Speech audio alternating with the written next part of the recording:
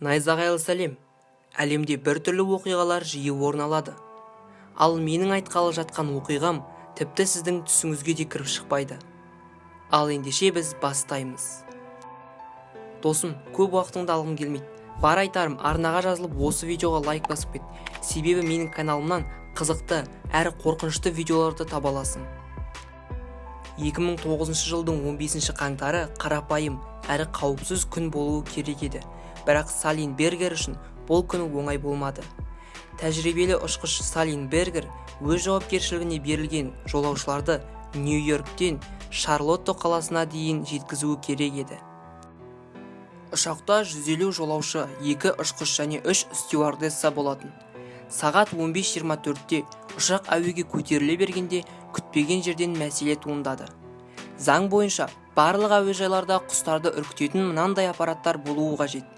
Себебі ұшақ әуеге көтерілгенде оның жолында ешқандай кедергінің болмағаны жөн.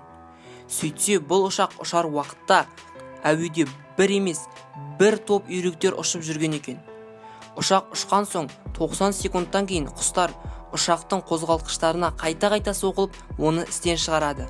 Ұшақ біртіндеп жерге жақындаған уақытта бас ұшқыш тез шешім қабылдайды.